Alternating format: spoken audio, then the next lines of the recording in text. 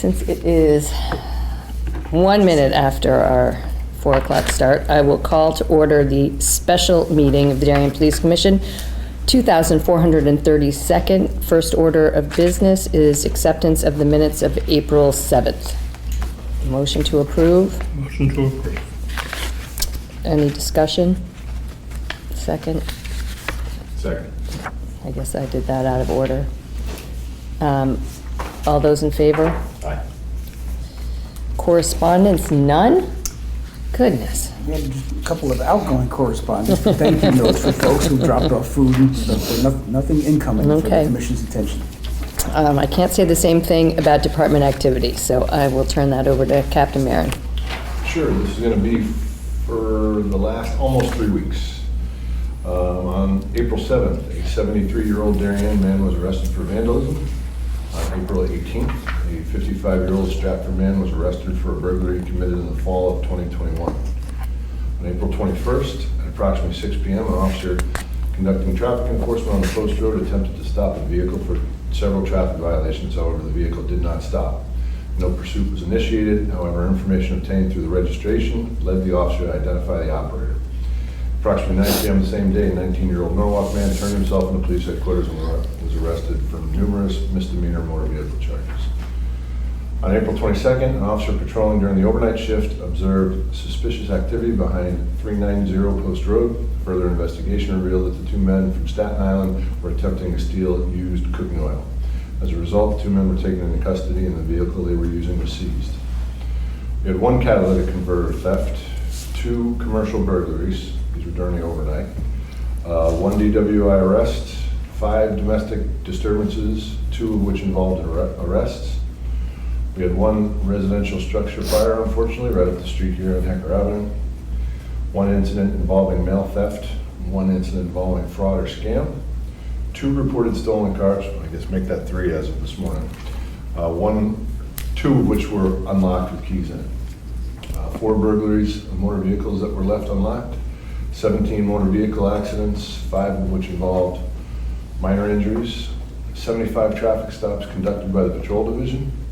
And some training that most of our officers were involved in over the past 3 weeks. There were de-escalation and hazardous materials training, taser and active shooter training. We had a handful of officers attend Gracie Survival Tactics School. And then we had a handful of supervisors attend a supervision, leadership, and mentoring program. Captain, are you aware of the 1 car that was not unlocked with no keys in it? I mean, that was a... It belonged to a commercial establishment here in town, and the registered owner did provide 2 sets of keys. The van has since been recovered. I don't know the status of its recovery though, whether there's keys in it or not. It was reportedly that the keys were not. Recovered in the Bronx, I believe, yes. Unfortunately, one of our other stolen cars, this car was a second occurrence on the same car. Stolen and recovered once with the keys in it. The same car was stolen again with the keys in it again from the same location. Was that this morning? Mm-hmm. I don't know what else I can say. I have no words for that. No words for that. Okay. Public comment, and since while you can't see on video that we have exactly 0 people here from the public, I will skip over that to old business.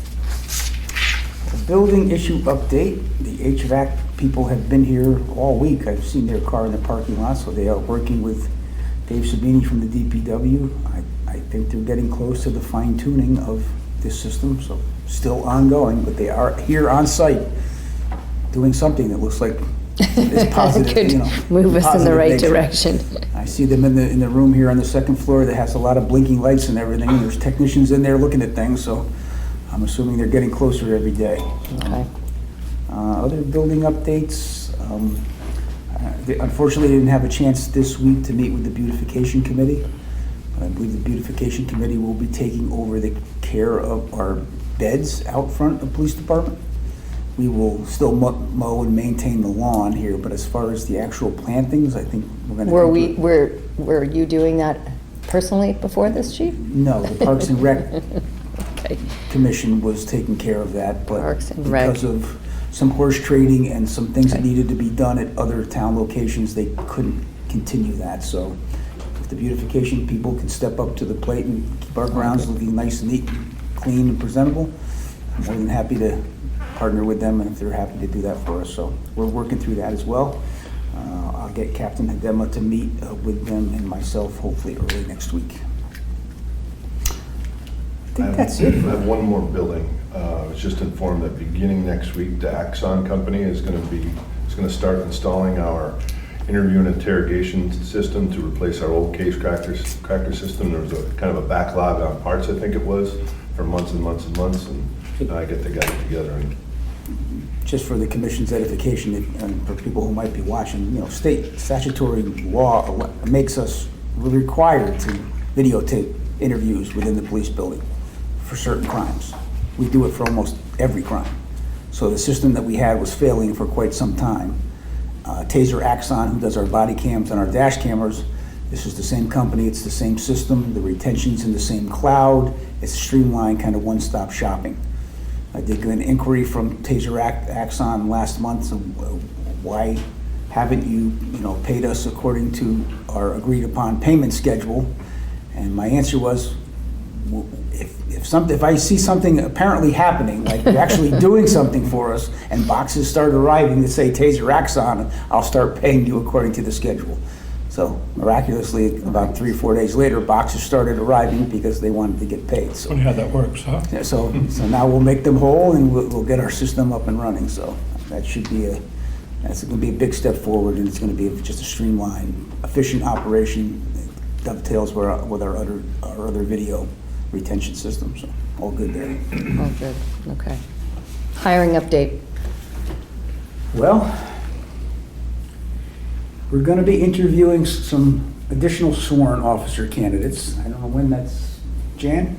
2 next week? May 4th and 5th, yeah, we have 2 days 4 certified, and the rest are entry. Even though now we have, candidates in the queue, we don't want to get behind the 8 ball again. So we're going to go move forward and interview candidates with the understanding when they come in, say, listen, if you're an acceptable candidate and we want to hire you, the commission wants to hire you, we will give you a job when an opening occurs. I think that's great. To have, so be a little bit ahead of the game because we've been behind the 8 ball for quite some time. The 4 offers that we have outstanding right now, all 4 are moving ahead as of today, or just we got 3 or 4? just 3 left. I don't think we talked about it at the last police commission meeting, right? That we were going to swear in Officer Zakis. Oh, excuse me, right, after that, yeah. Yep. So So we the other have 3 3. candidates are moving forward? As far as today? I'm good, yep. Excellent. All right.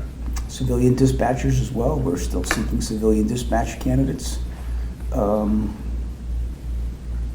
that front, I've had exploratory conversations with the powers that be for the Fairfield-Westport Combined Dispatch Center. Right?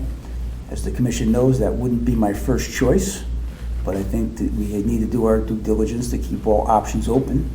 That if we cannot get civilian hires here, civilian dispatchers, that we have to investigate all other options just to keep our options open. So Westport Fairfield Dispatch Center is not up and running yet. For Fairfield's running, but I don't believe Westport is running. So this is not something that would be a turnkey that we could do today or this year or potentially even next year. But it's something that we just need to keep our options open on. As always, I would certainly prefer to keep dispatch operations here. I think we could provide as good or better service, but the wave of the future may be something else, so we're keeping our options open there. Yep.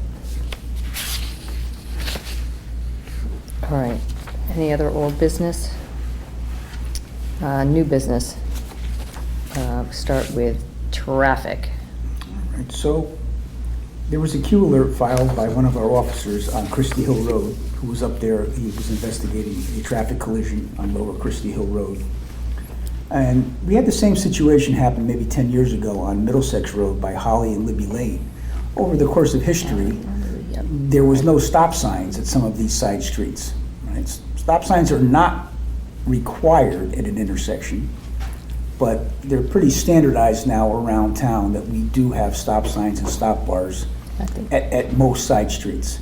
So I think in the commission's packet, I think the streets that were listed were there, or at least I sent you the emails about which streets they were. So if the commission want to maybe take a look up there, I think Ed Gentile from the DPW is a proponent of standardizing stop control at side streets on roads in Darien. And that does not include private roads, is that right? Because the private roads currently do not have it. I did drive by. Yeah, I think under the MUTCD, if it abuts with a public road, we can put a stop sign on a private road because the violation would occur once you were off the private road. So that gives us the authority to put a stop sign there if we so choose. I wouldn't do it without having a conversation with that association, if there's a private road association. But the fact that it intersects with a public road, that supersedes, and it would give it the ability to put a stop sign there. Because you cannot commit the violation until you're onto the public part of the road. If you stopped before you got onto Middlesex Road, you wouldn't have committed a violation. So all of these, I mean, it seems to be consistent down that part of Christie Hill and the Yeah. other side, that part of Middlesex. It's just something that you don't sometimes pay that much attention to because you know, until something happens. But I can't think of any other location around town that does not have stop signs, right? Most of our roads in Darien are off of fairly major roads. We don't have too many roads that are off of other roads. So I would say Christie Hill's traveled enough, heavily enough that stop signs may be beneficial there. So it's not something you have to make a decision on today. We will look at. Like I said, the DPW, I think, is a proponent of that. Okay. Is that something that, well, obviously we can discuss it at the next meeting. Do you need a vote from us? Yes. As the LTA? Okay. Mhm. So we should be prepared to vote on that at the next meeting. Slow down in town, think smart before you start campaign. Want me to talk about that? So, yeah, basically, last year we did the first annual slow down, I'll call it Slow Down in Town campaign. It was called Think Smart Before You Start. I think it was a successful campaign. This year, I spoke with First Selectman Monica McNally. She's in support of doing it again. Instead of doing it just for the month of June, so we're going to kick it off June 1st, so it typically would end just June 30th. So this year, we decided to extend it for 45 days, so we'll go through, you call it July 15th, basically. Two members, Matt Patrick and Ralph Oben of the RTM are involved with this as well, as they were last year. So we're going to get the RTM even more involved than we did last year as well. And Selectman Mike Burke is on that committee, as well as Marley Hayes, who does communications with the town, of course, the police commission. So they're going to come up with a new logo, maybe a new saying that will be a little bit more clear, maybe just slow down in town, similar to that of, Wayton has done that, New Canaan and surrounding towns. So we'll kick that off, and new logo comes out, seek everybody's input, and we'll get this thing kicked off. So we'll include social media, lawn signs, distribution of banners and stickers and things like that. Excellent. And if we're on camera, if anybody from the town has any suggestions on what we should do to improve it, feel free to reach out to the police commission, myself, or any of the other commissioners. Perfect. St. Luke's Running with the Saints Road Race. I've got that one. Mr. McMaster, who coordinates on behalf of the church, is petitioning the police commission to authorize their Running with the Saints road race on November 6th. It is the 5th year in a row. I checked our after action reports from last year and got positive feedback from all the officers that worked it. They said about 100 to 125 people participated last year. It wasn't that big of a turnout. But our motor officer, who's since retired, he led the race. He said all went well. We had 4 hired for them. And they're not planning on changing any routes or anything like that. It's the same exact route. We'll have closure, we'll have traffic advisories, we'll turn to social media to make sure the residents know. But after 6 years, I think there's a level of expectation with it at this point. I know we are not in the business of approving any new road races. Is this one of our listed Existing. existing? It is, yeah. Okay. I have no problem reapproving it. Do you need a motion from us? Mhm. I make a motion that we approve the St. Luke's Running with the Saints, which is November 6th. Second. Any other questions, comments? All those in favor? Okay. Walk right, bike left, drive safe signs. Yeah, Kim, I think you came up with this idea about a year and a half ago during the pandemic. I think it was a terrific idea. It seems to be effective on Long Neck Point and Pear Tree. And one of the suggestions that I would have is extend that down on Brookside Road, particularly past Cherry Lawn where there's no sidewalks. It tends to be quite crowded with pedestrians, cyclists, and the like. So I think maybe extending a few signs down that way would make sense, maybe down to Stephen Mather. I certainly have no problem, and I also think that I know we're slow down in town as a campaign, but I also think we could publicize, put these in the paper, and because I think sometimes people read them and it doesn't quite sink in. But I have no trouble. Do we just need to fund them? Do we need to get it? Is there any reason why we wouldn't do some more of these signs? Other than running the risk of over-signing any Signing particular town. area, but, you know, I think the ones on Pear Tree and Long Neck, you know, it's not like a Burma shave, they're not coming every 10 feet, those kind of signs, so I don't see any real downside to putting them on Brookside. Was that Brookside? Brookside, yeah. We would need, Particularly, I think, we can't put them north on, of we the can't park. put them on Mansfield without state approval, but we can put them on Brookside. Yeah. And I'm not sure the state would approve them on the state highway. Well, Mansfield Ave, probably not. Well, on Mansfield, I'm not sure they do any. I mean, there's a lot of sidewalks, and I don't think there's heavy traffic walking and biking in the places where there are no sidewalks. It's just not that conducive to walking. But do you need approval or a motion from us to? Yeah, if I remember correctly, that must have been funded out of the alarm fund, I would think. I don't Well, recall can- for certain how we purchased those signs. Well, can we table it one more meeting so that we know how many signs, the cost, and if we need to do it out of the alarm fund?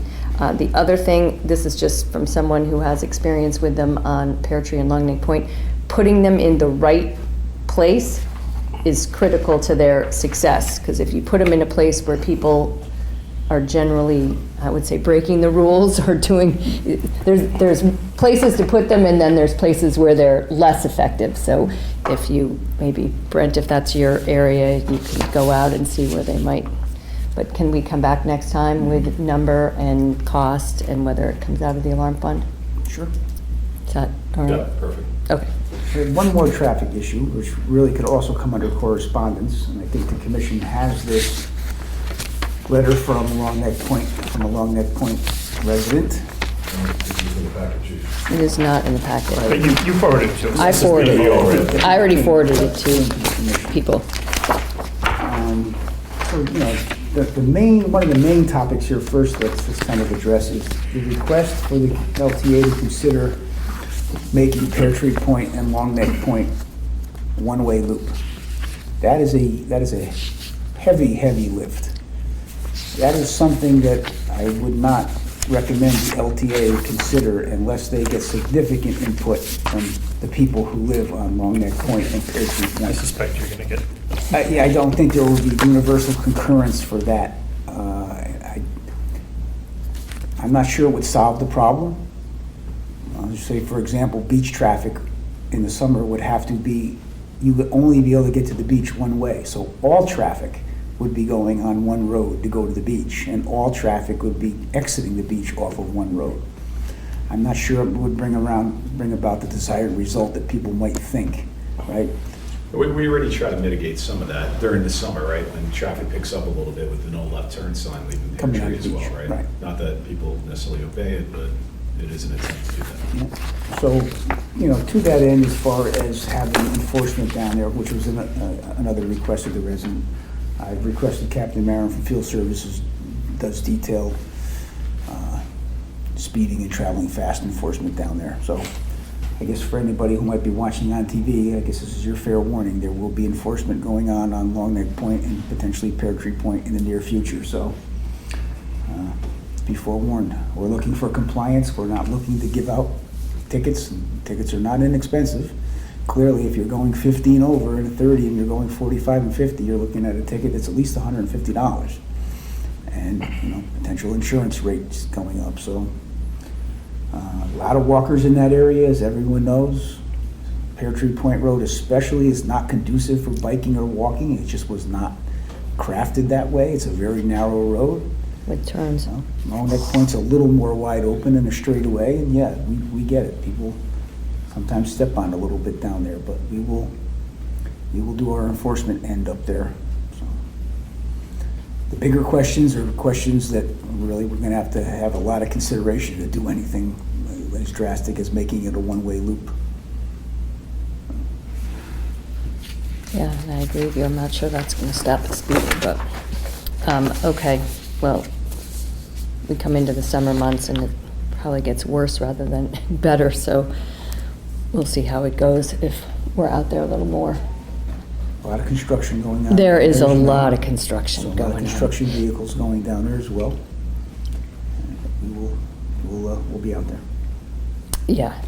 And I know this is the exact opposite problem, and I know the person that wrote the letter, and she's not an offender, but there are the walk 4 across with your dog on a leash. There's driver behavior, and then there is walker behavior, both of which could improve, shall I say.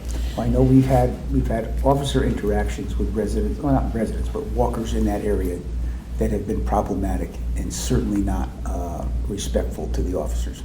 And the officers are simply trying to have them not walk in the middle of the road or move to the side when they're supposed to. And if you're walking in the middle of the road, walking your dog, to have the car go around you on the wrong side of the road is not the appropriate response. Right? It's supposed to be a shared responsibility for all roadway users.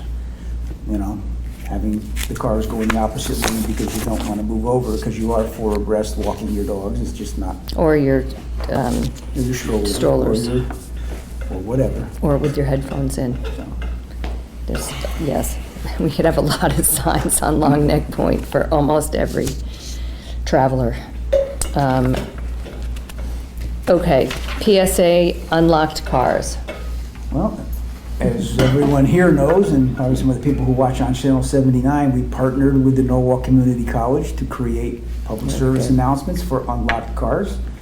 Jim Cameron from Channel 79 was instrumental in hooking us up with the video professor at Norwalk Community College, and we met with the students here.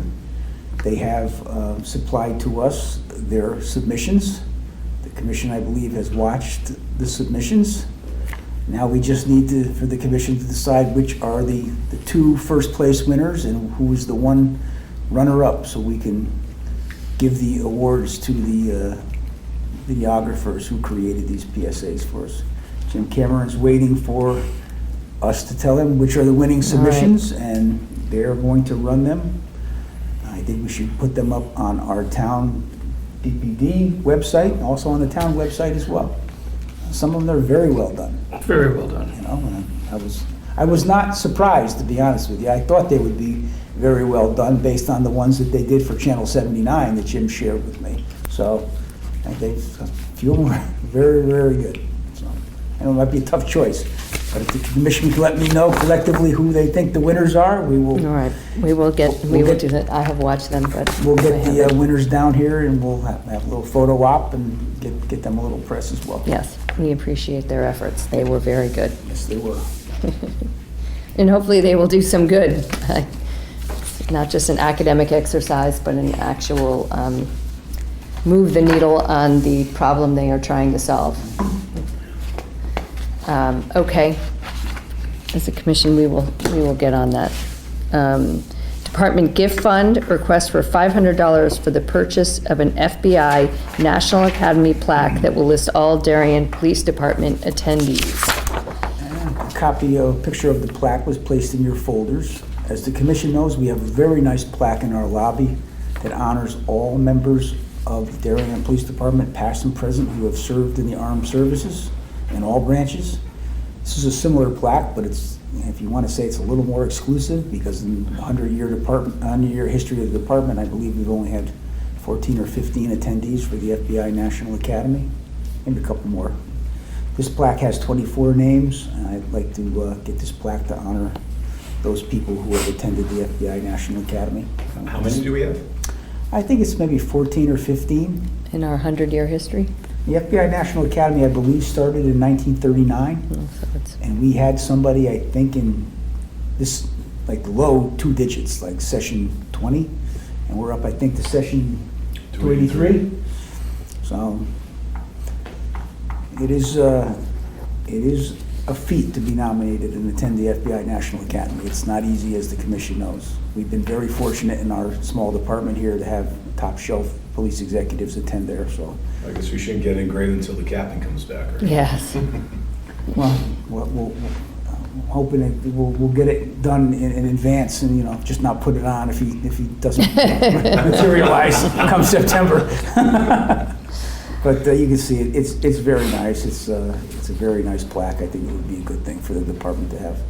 Agreed. All right, I will make a motion that we approve the $500 request for the purchase of the FBI National Academy plaque to be displayed with our other similar plaque. Second? Any other questions, comments? All right, all those in favor?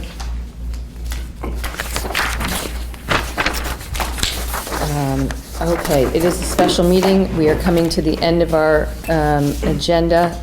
We will go into executive session for 2 items. For those who have looked at our agenda, one of the agenda items is discussion annual review by the Police Commission on the performance of Chief Donald B. Anderson. This is an annual review. It is nothing in particular that we're meeting about. It is that time of year, and we will do that in executive session. I expect nothing but positive feedback, but we'll also discuss the upcoming collective bargaining, but we will take no action coming out. And before you turn that off, let's set our next meeting. Well, we would be up for next Thursday. I'm assuming the commission. I don't think we need to be doing that. It's Cinco de Mayo. Hey, I'm happy to go to the 19th, which is a regular meeting. We can do it on the 12th if we want to, don't want to go. So the 12th or the 19th are both fine for me. Same. Same thing here. Should we go for the 19th? Unfortunately, I don't have my paper book in front of me, but All right. I think either one of those dates. Well, since, Chief, you do have something that day because I am going on your behalf to the Law Enforcement Memorial Day up at the Academy. I forget what it was that you had. I don't know We if that's in had here. promotional testing that day. Okay. So we would be concluded by 4 o'clock. I'm going to put the 19th just to get us on for a regular meeting. If by chance somebody looks at their calendar, the commission is fully available on the 12th. So Jan, just can you confirm with us that the 19th works? We all marching too on the 30th? Is that, I will be there.